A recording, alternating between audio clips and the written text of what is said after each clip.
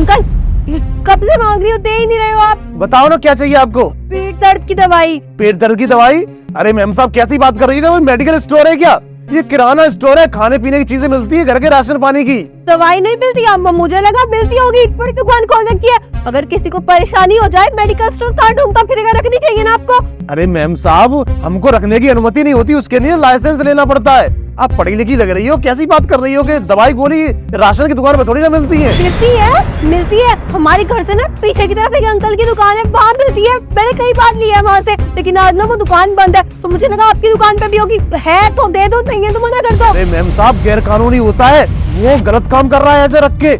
रखने की परमिशन नहीं होती, सरकार ना जेल में डाल देगी अगर हम राशन दुकान पे दवाई रखने लगे तो। अच्छा ठीक है, फिर मुझे नहीं चाहिए, मैं मेडिकल से ले लूंगी। कुछ और बताओ, कुछ और दे दूं? नहीं।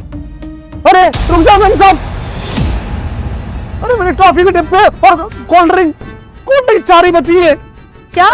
मेरे काउंटर पे ना टॉफी के डिब्बे रखे हुए थे बहुत सारे, और कोल्ड ड्रिंक भी बोतल रखी हुई थी, कहाँ गई सब? भैया दर्द मुझे हो रहा है, पर मुझे लग रहा है ना दिमाग में प्रॉब्लम आपके है। आप भी ठीक नहीं हो, आप ना हॉस्पिटल चलो मेरे साथ, अपना दिखा लो। जब मैं आई थी ना यहाँ कुछ नहीं था, खाली पड़ा हुआ है। अरे मैम साहब खाली कैसे पड़ा हुआ था? आपके आने से पहले ही मैंने रखा हुआ था यहाँ पर। भैया अगर होते तो यही रखे होते ना भाई। एक तो मेरी तबियत खराब है, ऊपर से मेरे साथ बैठ रहे हो। आप अपने डब्बे ढूंढ लो आराम से, मैं डॉक्टर क्या हूँ क्या? आपके आने से पहले ही रखे हुए थे, आपके बाद नहीं कोई आया, उससे पहले कोई नहीं आया। अरे तो गए कहाँ हो? मैं बताता हूँ।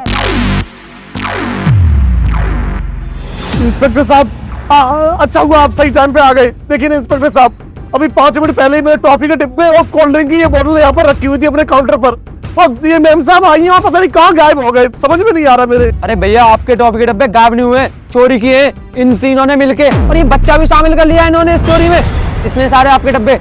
हाँ भैया हम लोगों ने चोरी की है, और हमारी बॉस ना ये है, इन्होंने हमसे चोरी करवाई थी, और हमसे बोला था कि डिब्बे में से जितना भी पैसा बचेगा ना 70 ये रखेगी और 30% हमें देगी।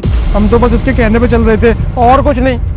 सर क्या बकवास किए जा रहे हैं आप, इसकी बात माने जा रहे हो? ऐसा कुछ भी नहीं, यही मुझे लेके आया था। ये मेरा छोटा भाई है, नहीं मैं और ये बहन भाई है, ये बॉस है। शक्ल देखिए कितनी शातिर है। ये हमें लाया था कि थोड़े बहुत पैसे दे दूंगा तुम दोनों को, तू लड़की है तो उसपे कोई शक भी नहीं करेगा। और ये बच्चा है, बच्चे को देखो तो लोग वैसे ही पिघल जाते हैं। ये लेके आया था सर, झूठा इल्जाम मुझ पे लगा रहे हैं। चुप करो, मुझे मत सिखाओ कौन लेके आया और कौन नहीं लेके आया। चोरी तुम दोनों ने मिलकर की है, अब सजा तुम दोनों को बराबर ही मिलेगी। जेल में जाके करना 50-50 या 60-60 जो भी तुम्हें करना है। अब तुम लोगों को ना मैं यहाँ से सीधा लेके जाऊंगा थाने, और बाद तुम पर पहले तो डंडे लगाऊंगा, उसके बाद में तुम पर 2-4 धाराएं अपनी तरफ से नहीं बढ़वाऊंगा, ताकि तुम जेल में से जल्दी निकल नहीं पाओ और लंबे समय तक अंदर डले रहो। तभी मैं साहब सोचूं कि ये राशन की दुकान पर दवा लेने कैसे आ गई मैडम। वाह, चोरी करके उसके बाद पेट में दर्द दवा दे दो। साहब इसको तो छोड़ना मत, कड़ी से कड़ी सजा दिलवाओ इसको। टेंशन मत लो, इसके पेट का दर्द जो है ना वो बहुत अच्छे से ठीक करवाऊंगा। मेरे थाने की लेडी कांस्टेबल जो है ना बहुत हट्टी कट्टी है, तुझे जो है डंडों से मार मार के तेरा पेट का दर्द सारा का सारा ठीक कर देंगे वो।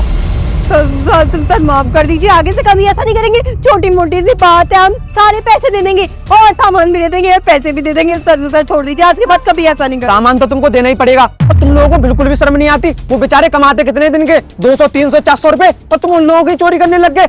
वो लोग रोज कमाते और रोज घर का खर्चा चलता उनका, ये नहीं कि उनके पास पहले से स्टॉक रहता हो सामान का। तुम लोगों को जो है मैं छोड़ूंगा नहीं। तुम किसी के बारे में भी नहीं सोचते हो, चाहे कोई गरीब हो चाहे कोई अमीर हो, तुम लोगों को तो बस अपनी चोरी करने से मतलब है। किसी के दुख से और सुख से क्या मतलब है तुम लोगों को? अब यहाँ से चल रहे हो क्या? यहीं पर पीसीआर को बुला के यहीं से डंडे लगवा के ले जाऊं तुम दोनों को? अच्छा चलते चलते